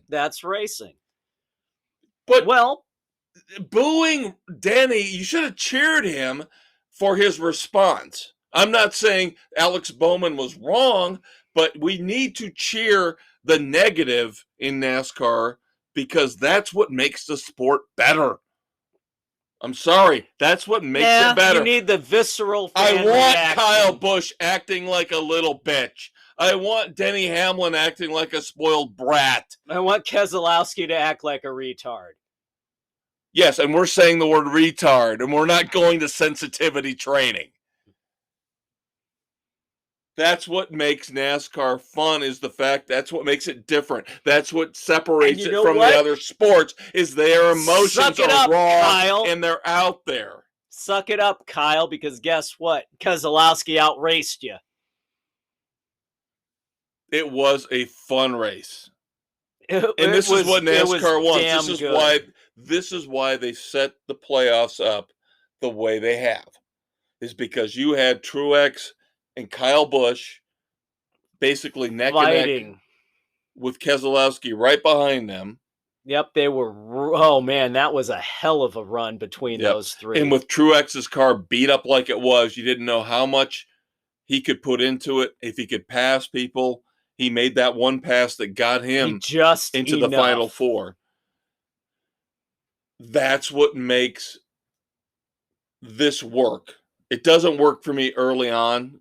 We're talking about playoff race 8, 9, 10. We've talked about the qualifying. Right. I still think qualifying needs to be fixed. Sucks ass. Oh, but now this weekend for the championship race, they're going to qualify. They haven't qualified at all in the playoffs, but for Phoenix, they're going to qualify. This is an absolute joke. They're going to practice and qualify. Absolutely Why now? Stupidity. Why now? Absolute stupidity. Why now?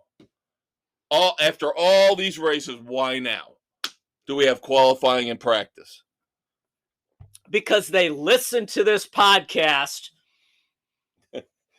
and we told them that it was bullshit with their formula that they needed to qualify in the playoffs. Supposedly next year they're going back to the regular practice qualifying race format. As they should. Oh, and that brings me to my next point on NASCAR. We were worried. We were a little scared with NBC being involved. Throwing everything on Peacock. The races that would normally have gone on NBCSN, which is shutting down, are going to USA. Okay, it's better than Peacock. It's better than having to go on the pay-per-view, so... Yeah, so basically all of the sports coverage for NBC that would have been on NBCSN is going to USA. Okay. They're bragging about all of that now. And it's not just NASCAR, it's all the sports coverage is just shifting completely over to USA. So I think they realize that they can't shove the sports stuff like this onto Peacock. And let's face it, what they have run on Peacock has been a freaking joke. They can't get that shit figured out. Dare I say it's retarded? Oh my God! Oh, I said the R word. Again. I have to call the Sports Frenzy front office and get set up for sensitivity training. I'll schedule it for you in the morning. Damn it! Damn it! No, the Peacock is a joke.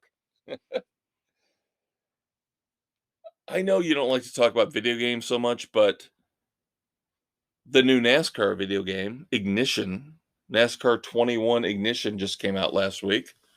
I'm over the racing games to some extent. The racing games are really hard to simulate true racing. Yeah, they're very difficult to do. Gran Turismo has always been the crown jewel. Yeah. No, it's been forever since I've played an actual racing game. If anybody can come up with one that actually simulates or comes close to simulating running on a NASCAR track, go for it. I'm with you. I have not found that yet. No. All right, so our picks for playoff race 10, Sunday, November the 7th. The championship race. All the marbles. Season finale 500, the championship race. Of course, because there are multiple sponsors involved. It's just the championship race, the season. You got to lay it all on the line. Yeah. Give it all you got. How many cliches can we do? Yeah. And the thing that sucks is I hate how they do this. We adjust our competition, but the 4 top drivers involved for the title start even and do not get stage points. But everybody else does. Whoever finishes highest at the end of the day is your champion. Be they win, finish second, third, fourth, fifth, whatever, the highest place finisher is your champ. Yeah. And of course, Dave and I had a similar strategy this year.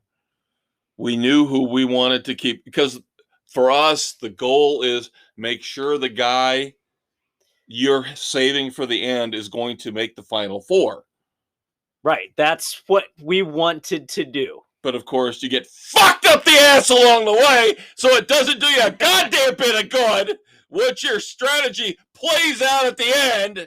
So you save Kyle Larson for the goddamn championship race, thinking you got a shot, and then you find yourself in a deep, dark fucking hole where you can't dig yourself out of, oh, maybe I can get up to 7th or 6th. Fuck everybody! I hate this! I had this all planned out perfectly, and it fucked me up the ass! I had my plan in place as well, and I'm buried, but I'm mathematically still in it. Tell the people, please tell the people how you can actually win the Frenzy Cup. I am 54 points behind our leader. Yeah, you'll love this, kids. I need Larson to max points, and I need Bill and Doug, and who else is ahead of me? Everybody else. Everybody but me. I need everybody else to DNF and get 1 freaking point. Yeah, how's that for a strategy? He's nicer than me. I summarized really how he should be feeling. But I'm not mathematically eliminated. You see that? I'm mathematically out of it, so fuck everybody! I hope you all wreck and die. Sorry, I shouldn't say that after the Henry Ruggs thing, but God, this entire, outside of baseball, this entire Frenzy season, it's sucked. Football picks, fantasy football, NASCAR. Oh, don't talk to me about fantasy. Bite my ass! I'm dead last in fantasy. Jesus right now. Christ! Every pick I make is wrong. Every single pick I make. NASCAR, football, fantasy football. I mean, literally, I shit the bed every day. I might as well wear Depends because I can't do anything right, and I'm shitting myself every turn, every step I make. Plop, plop, plop. And there's no fizz. I'm dropping dookies everywhere, and I'm tired of it. I just want it all to end. I can't wait for February to start over again. God help me. That being said, you and I obviously are both taking Kyle Larson because we thought we figured everything we thought out. We would outmaneuver everybody, and it bit us in the ass. But like you said, if a nuclear bomb drops at Phoenix, but somehow Kyle Larson wins and everybody else dies and they're burning and turning into acid blood, you'll win. There's a chance. So you're telling me there's a chance. There's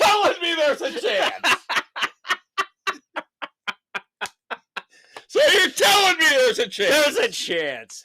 I'm going to go ahead and give the kids our updated standing so they understand why you and I are so bitter. We are running for our version of the Cup Championship, which is the Frenzy Cup. Doug had held the lead through almost all of this, but Bill jumped ahead of him because of the Denny Hamlin situation. That's right. Doug had Denny Hamlin at Martinsville. When Bowman dumped him, that screwed Doug. So Bill is now in the lead. Oh my God, I'm just laughing because this is such a clusterfuck. It is. Doug is now 13 points behind Bill. The elder statesman, who has still got to get me his pick, is 18 points back. Those are the two guys that really have a legitimate shot. They do. Bill is taking Brad Keselowski. Again, at this point, since we only allow 1 pick per driver, per person in the final 10 races, we're all kind of locked into who we were going to take. Right. So Bill takes Brad Keselowski. Doug's taking William Byron. As I mentioned, Sam in third. We're waiting on his pick. Looks like it's going to be Harvick, Bowman, or Byron. Nick is taking Denny Hamlin. Aaron is taking Alex Bowman. Mrs. C, still got a couple hours to go here. You had to get her pick in. It's just going to be fun. It's just going to be fun. I'm not wishing ill will on Bill. I am. But number one, let's keep in mind this. Bill doesn't care about NASCAR. He goes along with this for the sake of the rest of us. Right.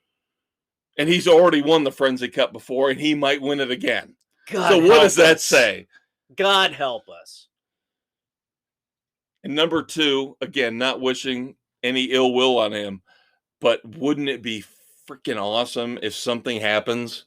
Not like your scenario, because if that happens, everybody gets wiped out in a big melee. Zombie apocalypse. Kyle Larson somehow gets Larson's through. out front, and mass chaos behind him ensues and takes out Byron and Bowman and Hamlin and Keselowski and whoever misses C in the Elder Statesman. You realize that would help me too. I would be fine with that. That would launch us back up into I'm just trying to avoid finishing in last place overall for the year. Right now, the way things are going, I don't want the epic fail. I want to give it to somebody else. All right, kids, that was fun. That was a fun segment. We finally got to let loose a little bit in a fun way. Yep. God, how did we burn through 30 on this one? I don't know. This is going to be the longest Sports Frenzy ever. God. Longest episode ever. And we've still got more to come. Dumbasses on the way, kids. Stay tuned.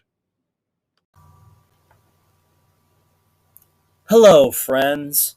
Are you tired of the boring sports analysis you get from the major outlets? If so, join the Maestro and the Conquistador for a riveting discussion of all sports topics on Sports Frenzy 2.0, available on Spotify, Google, Apple, and wherever podcasts are available. All right, kids, welcome back to the fourth segment of Sports Frenzy 2.0. I'm the Conquistador, Dave Height. I'm the Maestro, Kevin Crane. And here as we sit on November 3rd as we record this lovely podcast. Lovely? Yeah. Lovely. Delightful. Enchanting. All right. Is this Sports Frenzy or Downton Abbey? For the love of Christ! Let's get into some sports. All right, NHL tidbits for you. The fallout from the Blackhawks scandal. Joel Quenneville is out as the Panthers head coach, as I kind of expected and alluded to last week after meeting with Bettman. He resigned. I'm thinking he was told to resign by Bettman and the Panthers organization. Rightly so, because his role in this was abysmal, and he should be held accountable. Now, Jets GM Shoveldayoff kept his job after talking with Bettman. He somehow convinced the NHL that his knowledge of it was so limited and he didn't have a role in the decision. I still think there needs to be some accountability because he was in the room and knew what was going on. Whatever. We'll see how that plays out down the line. So, through all this, the Hawks wound up continuing their losing streak until the other night when they finally got their first win of the season. 5-1 win. Patrick Kane gets the hat trick, moves up the chart to number 3 all-time in goals behind Makita and Hall. Damn, he's going to be hard-pressed to catch those two, but you never know. So, well, and here's my question. Again, I'm naive about hockey, but with everything that's going on, and like you mentioned, they just got their first win, but they're 1-7-2. Right now, they got 4 points. The only team worse is Arizona. Yeah, and that's bad. Is there going to come a point where, especially with the scandal and the fact that they were on the team back then, would they dare move Kane and Taze? It's possible. I don't know if it'll happen. I will say that with the new GMs coming in, the whole situation, new president of hockey operations and all, they have got to do a clean sweep. It's got to start with the coaching staff. And Colleton, I'm sorry, is abysmal. And this guy, after we taped, came out and stood by Bowman through all this, saying, well, the Bowman I know wouldn't have. Guess what, Colleton? Shut the hell up. You're a moron. You can't coach a hockey team. Bye-bye. And we've talked about Penn State in the past, and they came back from this. People have forgotten about the scandal there for the most part. Yeah, but that drug on and on for how many years? Well, that's what I'm saying. It'll take a while, but eventually the Blackhawks will. I think a clean slate would be the way to go. And I hate to say it, but maybe you get rid of Kane and Taves and just get rid of the coach, get rid of anybody in the front office. Well, pretty much the last two are gone. Right. And McIsaac and Bowman, those were the last two involved with the organization. Right. From the front office standpoint. Right. And I know how much Kane and Taves mean to the Blackhawks. I mean, they're legendary. So I'm not saying that without knowing the repercussions and how that would impact the legacy of the Blackhawks. But no, I've made no secret over the years as we've done Sports Frenzy that I could not stand Stan Bowman. Right. I thought he was an overrated hack. He got credit for what Dale Talon had put in place. Dale Talon drafted Kane and Taves and had that core in place when he was let go in favor of Stan Bowman. And Bowman reaped the benefits. And Talon didn't get enough of the credit that he deserved. And Bowman destroyed that team by giving out some stupid contracts, making some stupid-ass trades, putting them in cap hell. And we're still not recovered from that at this point. And that, again... And a poor coaching choice in Colleton has just perpetuated the problems. Yeah, and the sad thing is, as little as I know about hockey, I do know some of the big names across the league, especially with the Blackhawks. Never heard his name. I always thought of Bowman. In terms of the architect. So I'm glad you brought his name up. Talon. Yep. I'm glad you're bringing him to the front, giving him credit. He deserves the credit for that first cup win and the second one. That's the first time I can think of I've heard Talon's name. So. Yeah. Stan Bowman is a joke who got by on his daddy's coattails. Scotty Bowman was a brilliant coach, GM with Detroit through that huge run they had. And he came on as an advisor for the Hawks. You know, after Talon got everything going and kind of helping out there. And then he brought his little boy in and usurped that whole thing. Nepotism? What? Yeah, I know. What? That doesn't happen in this world, especially in, sports, entertainment, sports. Anything. No, that doesn't happen. So there you go. That's all I've got for hockey. All right, NBA real quick. The season just starting. I know we don't normally talk about it, but we would be remiss as a full-service sports enterprise if we didn't bring it up once in a while. So the season's off to a start. I know.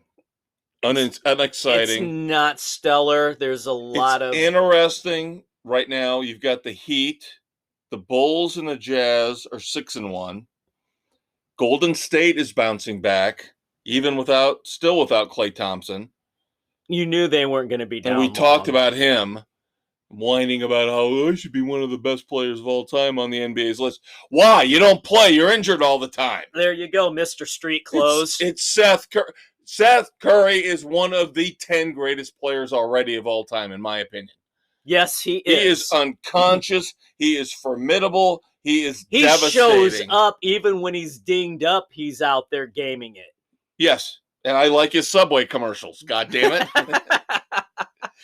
because Golden State's out to a 5-1 start. So despite the fact I hate Steve Kerr, good for them. There's not a lot of everybody else is wallowing in mediocrity. Zion Williamson is a very interesting topic. The former number 1 pick Yes. can't recover from his injuries. The rumor is because he's too heavy and he can't get the weight off. So he's basically bloating out while he sits around trying to recover Rehab from a that leg injury. So it's a self-perpetuating cycle. So is this like the 20, 35, 45, 60-year-old man from back in the day? Odom. Yeah, Greg Odom. Could never get those legs healthy again. Yeah. But Zion, basically Zion's blimping out and hurting himself. He can't play. So instead of just trying to keep himself in shape, he's sitting around on the couch eating Twinkies or something. He's getting heavier. Good. And then when he tries to put weight on his leg goes, I can't do it. So I better sit down and eat more Twinkies. Dude. And again, I feel bad. I feel so bad for New Orleans because they got screwed by Anthony Davis. Yep. And now that this is going to come back and screw them, they're going to end up being one of those franchises that's stuck in lottery hell. Yep. And with the NBA, you can't fix it real quick like you can with the NFL. No. You can't. If you miss on a lottery pick or 2 lottery picks now, you're done. Yeah. There's no recovery. And I don't understand. Especially with the mercenary mentality of these free agents wanting to create super teams. Well, and the thing is, I get tired of hearing the crap about I want to play in New York. I want to play in LA. You don't want to play. Why don't you want to play in New Orleans? God, I would love to get paid millions upon millions of dollars to live in New Orleans and play basketball there. Or Orlando, my team. It used to be that was a destination. Now nobody wants to play there. No state tax. Yeah. You've got so much crap to do. Great weather all year round. Nobody wants to play down there. No, I want to play in New York or LA. Where I get taxed out the ass. Yeah. 2 of the highest taxed states in the union.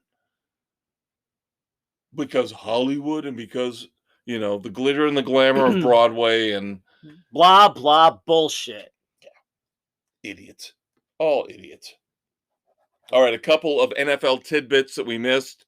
We're going to catch up on those. Then we're going to hit moments of silence. And I get to play Dumbass or Not. Dave's got one for me this week. You. All right, 2 things real quick we got to catch up on with the NFL. Number 1, how about Stan Kroenke? The Rams. Oh, I'm going to move the Rams to Los Angeles. It's going to be such a great move, such a great thing for the NFL. You and I, Dave, have always said we hate the fact the NFL is in Los Angeles. With 2 teams. Let alone fans 1. Don't care. No, it's a novelty this year. Maybe next year, and then it's going to be an empty stadium. It doesn't matter how they had to shut down a game in the brilliant design of the stadium because even though it's technically a quote unquote indoor stadium, they're open areas. So if there was lightning in the area, they had to shut the game down. Absolute stupidity. And of course, they conned the Chargers to move up into this too. So now the Rams and the Chargers are sharing the stadium just like the Jets and the Giants do, which boggles my mind. It's ridiculous. Why do you give New York and Los Angeles 2 teams that have to share a venue? Seriously. Number 1, the NFL should just say 1 team per city. There you go. It would make life so much easier. But now, because Stan Kroenke pulled a very successful franchise in St. Louis, remember the St. Louis Rams won a Super Bowl. This is a nasty situation, kids. Won a Super Bowl, went to a couple. Yep. Kurt Warner, of course, Hall of Famer now, movie coming out about him. Great, fun team. Greatest show on turf. He says, nope, I'm going to make the money grab, pull him out to the LA, make the Rams, the LA Rams again. And now he does not want to pay all of the legal bills associated with St. Louis suing them for moving. Yeah, St. Louis is suing the NFL. This guy told all the other owners, you vote to let this happen, I'll cover all the legal bills. You guys won't be on the hook for any of it. Now, he's backing out and trying to pull all the other owners into having to pay his legal bills. This guy is a douchebag. He is scum. He should be voted out. And this is why the NFL doesn't understand how to run a business. This is a Goodell failing as well. And again, I've told you, he's another one of those guys that I backed longer than I should have. And now I realize he's an idiot. And now I get it. You're welcome. I've been telling you that for how many years?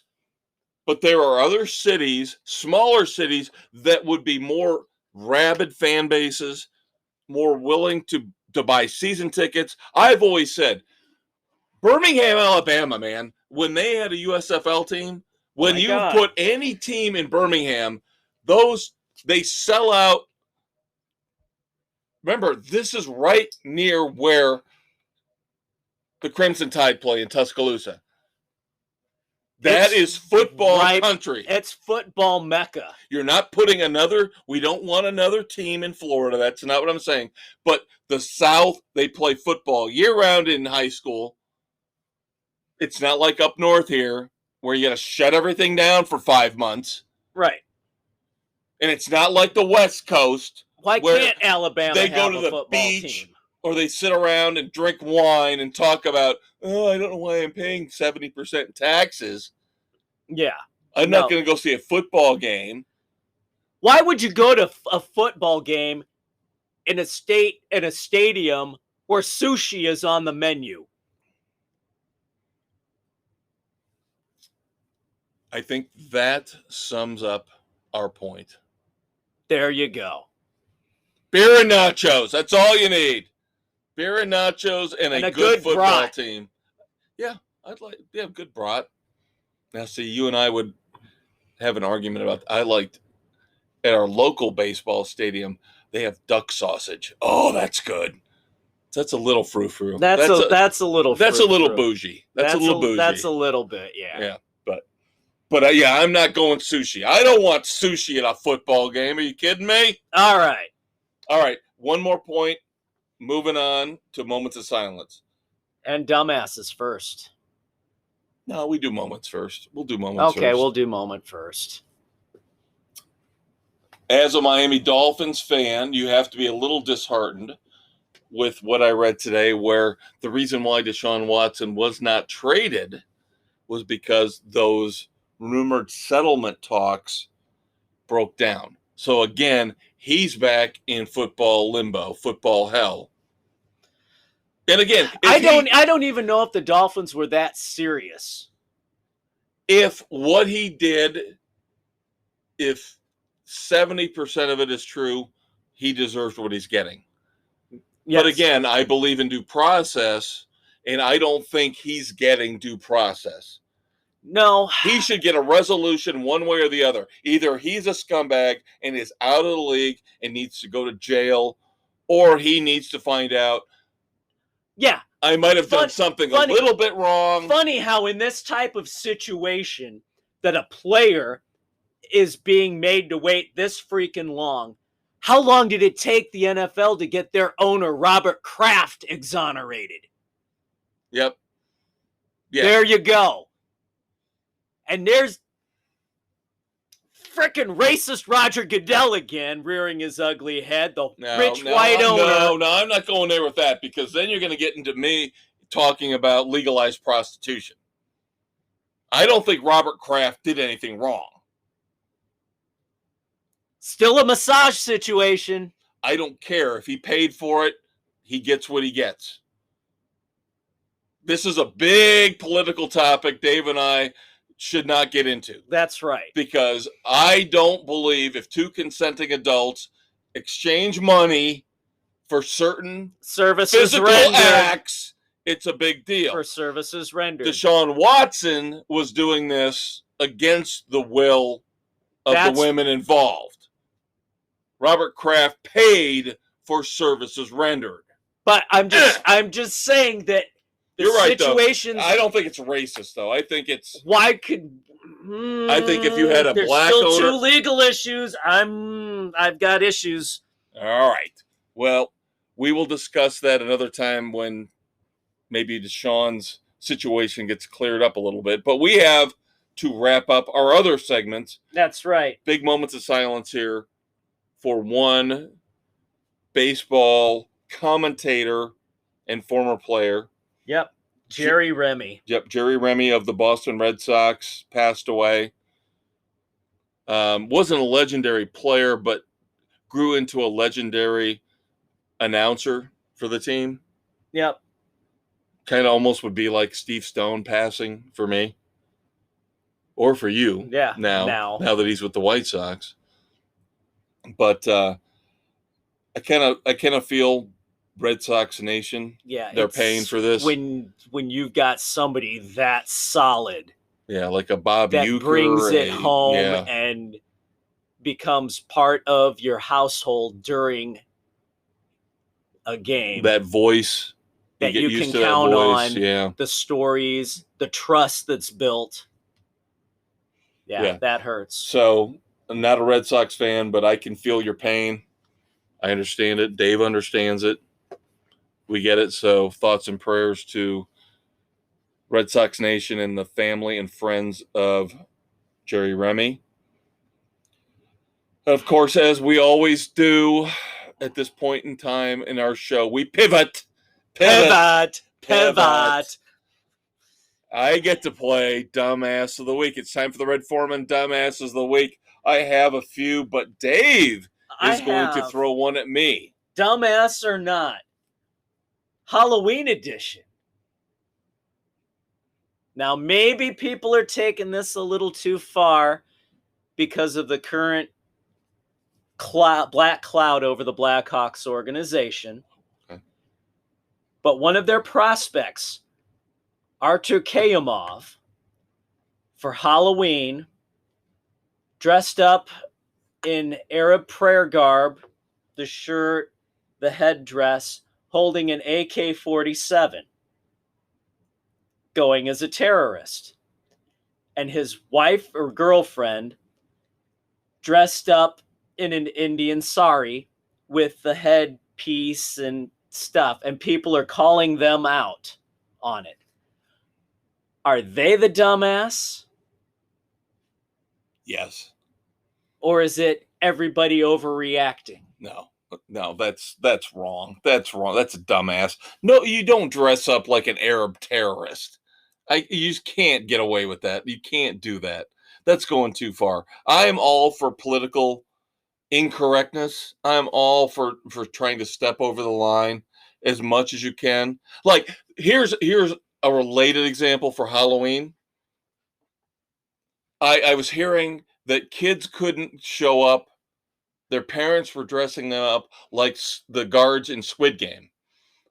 And they were getting sent home because the show is violent. You can't make that connection. You can't make that jump. That's not on you. That's like if a kid shows up to school dressed like Michael Myers for Halloween. I'm not throwing him out of school for that. I think that's cool. I think that's funny. You can't make that jump because that's a fictional character. Arab terrorist is too close to home. It's too close to reality. But what people are taking exception with is it's stereotyping and putting all Arabs in a bad light. No, that's what they're getting ridiculed for. Well, yeah, I would say I don't like the costume and I would call him a dumbass, but not for that reason. I don't like stereotyping. I'm saying I don't like stereotyping in terms of we've gone too far with it. Everything's a stereotype. It is. It's freaking Halloween. Think the terrorist thing is a little too much. I agree. Dumbass for being the terrorist. Not for the stereotype, though. If he would have left the AK-47 out of the freaking picture. That might have been better. That could have been better. That might, yeah. There's just some lines you can't cross. Even though we're 20 years removed from 9/11, you can't cross that line. But again, I'm the one that's going to say for this particular. I'm usually saying cross that line, piss people off. I love it when people get pissed off. This is probably a little too far. This kind of surprises me. I thought we would disagree on this one, but we both agree he is a dumbass. See, I can't play the game with you this week because of the fact that my three dumbasses are so obvious. So I'm glad you played this week with me, because mine I'm just going to throw out there. And of course, two of the three are typical, recurring. Welcome back to the Sports Frenzy Red Foreman Dumbass of the Week. Number one, LeBron James. LeBron is back again. Wow, he's had a month off. Jesus Christ. Can he not just stay in his lane? The NBA season just started. Why don't you focus on getting the Lakers to end up being a halfway decent team? He's more concerned with Odell Beckham Jr. than he is with the Lakers. And that's a problem for the Lakers. LeBron's out there tweeting, along with OBJ's father, you need to, quote unquote, free OBJ from the Browns. Hey, didn't OBJ basically piss and shit his way out of New York? He burned all bridges out of New York. So they made the trade, which right now looks brilliant. On the Giants' part. They were worried. The Giants were worried that trade was going to end up biting them in the ass. Ends up looking brilliant now, because now the Browns are probably secretly going, Jesus God, how can we get rid of this asshole? Oh, because now they're posting videos showing Baker Mayfield wasn't looking in Odell Beckham Jr.'s way on this pass play or that pass play. Baker Mayfield's a racist because he won't throw it. Gee, how many Baker Mayfield passes has OBJ dropped? How about the fact that OBJ has stolen tens of millions of dollars from the Giants and the Browns to be a less than competent, less than mediocre wide receiver? This guy got paid for 2 lucky-ass catches in Super Bowls. That's it. They couldn't trade him. It. They couldn't trade him because there's too much left on his contract. Right. Because nobody fucking wants him. He's not. This is the poster child for our earlier NFL discussion about wide receivers and other players overpaid for very little. This guy never stepped up to be a number one. Every time he's done nothing since he's been paid. Like Dave said, we alluded to this earlier in the show. This is why, if I was a GM, I would never, ever, ever draft a wide receiver in the first round, or at least high in the first round. And I, number two, would damn well never give him a big free agent contract. So now you got to worry about, is Jamar Chase going to be the next one with the Bengals a couple years down the road to start getting that big ego, that big head? Now you got 2 guys out there who never had this issue. Larry Fitzgerald and AJ Green. Yep. Agreed completely. But it's few and far between. It's rare. I would stay away from the star wide receiver. Yes. Especially if they're the star in their head and don't show up. Dumbass number 2. Again, somebody who we have not had on the show in a while, but who in the past was a frequent visitor to this particular segment. You could say he was almost up Red Foreman's ass. Colin Kaepernick has come back. Oh my God. Because Netflix somehow has decided to give him, like Naomi Osaka, a documentary, a platform to express his stupid, racist idiocy. Yeah, this is a guy who said he would stand up for everything, and he's done nothing. He's done nothing. And this is a tired story, and he's not the first one to say this, but because he gets his little platform on Netflix. And shame on you, Netflix, by the way, for doing this again, like you did with Naomi Osaka. Colin Kaepernick comparing the NFL draft process to slavery and actually putting up an animated little segment where he shows slaves turning into NFL players in the combine. Are you this out of touch, you jackass? You have gotten money from Nike. You have gotten money from San Francisco. You are set for life, yet you continue to perpetuate these stupid-ass racist myths. You are not the smart guy CNN and MSNBC want to make you out to be. You are literally, again, back in the running for the dumbass of the year, and you're already the front runner for the dumbass of the 21st century. There you go. All right. I have got to call out Pittsburgh area, Armstrong High School. Their hockey team played another one. The opposition's goalie was a female. Armstrong High School students were chanting, "Suck my dick," to this high school girl. That's terrible. Absolutely freaking acceptable. No parents, nobody from Armstrong stopped it. They allowed it to go on. Ridiculous. They need to be freaking disbanded. That stuff happens more often than we want to admit, and it's disgusting every time it happens. Wrapping up real quick, last dumbass, PETA. Shocking, I'm going to call out PETA, because they don't like the fact that baseball calls it the bullpen, because that's disparaging to bulls, so they want to call it the arm barn. They're idiots. Dumbasses extraordinaire. Love you, everybody. Peace out. Give us a shout out. And see you next time.